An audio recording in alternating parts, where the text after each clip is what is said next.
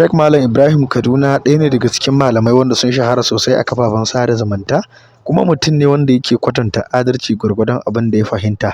Kuma wani lokaci yakan ɗan yi zamiya, wanda babu shakka a wannan gaɓar za mu tattauna game da wani zamiya da yayi wadda akwai buƙatar masu saurare su kalla da idon basira.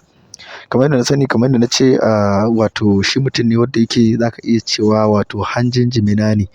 Akwai na ci, akwai na zubarwa.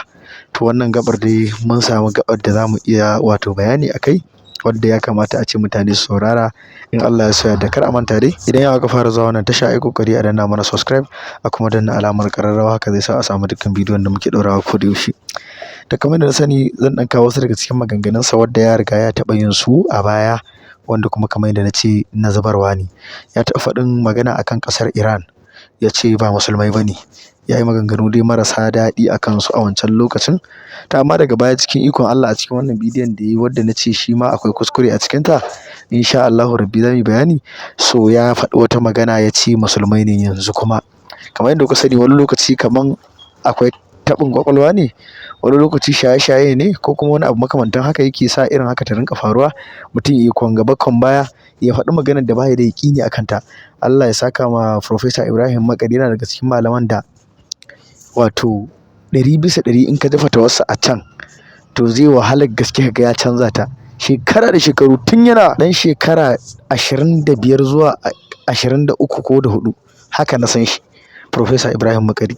Wannan lokaci ina gaya muku tun ina nima ɗan sagari da ɗan ƙaramar waya muke sauraron Professor Ibrahim Makari, tun lokacin da yake tataɓurza da rikici da Albani Zaria lokacin yana raye, wanda har ta kai ga Albani ƙiri-ƙiri baya son, yadda ka san annabi da kafiri haka suke tsakaninsu da Professor Ibrahim Makari. Kun san garinsu ɗaya ne.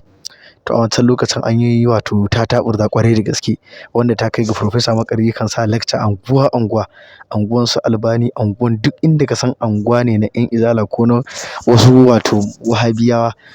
A nan ne ma na taɓa samun lambar Professor Ibrahim Makari a wannan lokacin. Shi ne samun lamba na da shi na farko, saboda a lokacin ya yi da Albani muƙabala. Albani ya ƙi yadda su yi wannan muƙabalar, wanda a nan ne ma yake ba shi lambar waya, yake cewa idan har kana ganin ba ka so in zo da mutane ko kowa ya sani, ka kira ni da lambar waya kai tsaye, ba sai ka nemi connection ko ka nemi hanyar da za mu haɗu ba. Kawai ka kira kai tsaye. Idan ina Abuja ne, ya ce zan zo ƙasa da awa 24. Idan ba ni Abuja, in kuma ina wato cikin garin Zaria ne, ƙasa da awa 2 zuwa 3 za ka ganni na zo duk inda kake, ko daga ni sai kai ne mu tattauna.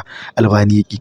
To abin da nake so in ce shi ne, Professor yana daga cikin wanda in ka ji fatawarsa yau, to baya canza ta shekara da shekaru, haka take. Saboda ta haƙiƙi kafin a faɗi ta. Bai faɗin magana sai ya tabbatar da yana da yaƙini a kanta kawai ita ce gaskiya. To yawancin malaman su ba sa irin wannan abun. Shi yasa a can wajen ya kafirta 'yan Shi'a, wato 'yan Iran, daga baya kuma ya zo ya musuluntar da su yanzu a wannan bidiyon.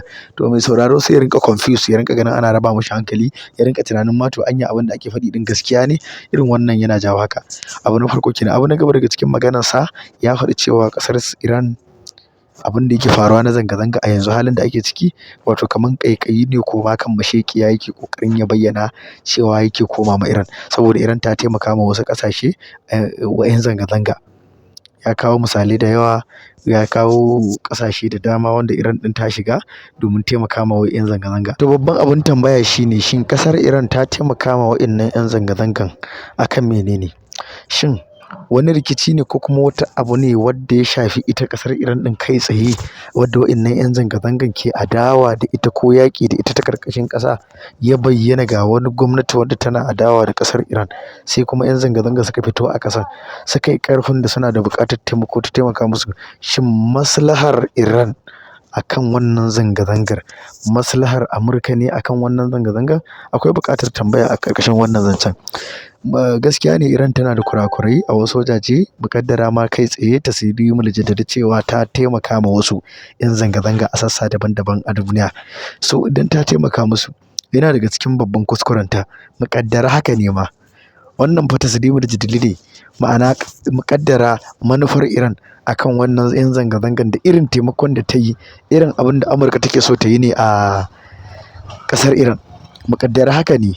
To abin da nake tambaya akan shi ne, muƙaddara wannan shi ne babban kuskurensu.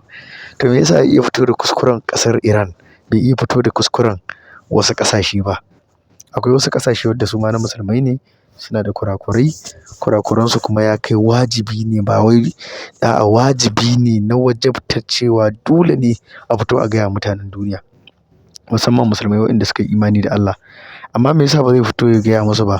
Shi yana cewa wai duk ƙasar da ka ga Iran ta taimaka musu da makamai da sauran gwamnati don kar a kifar da gwamnatin kamar abin da ya faru a Siriya na Bashar al-Assad, wai wannan saboda ɗan Shi'a ne ya sa daga baya kuma sai ta janye saboda wani abu da ya da wasu abu da ya makamantan haka da ya dinga faɗi.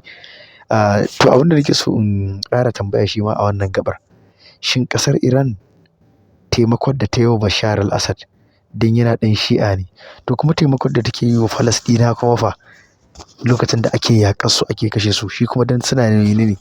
Mun san dai ba 'yan Shi'a bane su. Ahlus sunna ne wal jama'a majoritin su, sai kuma waɗanda ba musulmai ba, ba za a rasa 'yan Shi'a ɗin a ciki ba. Shi ne tambayar da yayi, shin su ma 'yan Shi'a ne? Sannan kamar yadda na ce suna da kurakuransu gaskiya ne, ba za a rasa kurakuransu a inda suka je suka taimaka ma wasu 'yan zanga-zanga ko wata gwamnati don murƙushe 'yan zanga-zanga ko wani abu makamantan haka ba. To amma tambayar da nake yi, illar da ƙasar Saudiyya take yi wa addinin musulunci, yaushe irin wannan mutumin ya fito ya faɗi irin wannan maganganun akan ƙasar shugabannin ƙasar Saudiyya? Ya kamata irin yanda ya fito yake magana akan shugabannin ƙasar Iran saboda wasu kurakurai nasu, to ya fito kuma ya yi bayani game da kurakuran da su kuma ƙasar Saudiyya shugabanninsu ke yi akan abin da ya shafi addinin musulunci, wanda mun san irin yadda suke yaƙar addinin musulunci. 99.9 na ƙofofin zage-zage da ɓatanci da tsamin dangantaka tsakanin ƙasa wato aƙidojin musulmi, Saudiyya ne ta ƙara rura wutar masifar. Ko kana so ko ba ka so, ƙungiyoyin 'yan ta'adda da ƙasar Saudiyya ta goyi bayan su suka zama riƙaƙƙun 'yan ta'adda waɗanda suka zamto ƙarfen ƙafa a tarihin duniya, ba za a taɓa mantawa da su ba. Allah kaɗai ya san yawansu.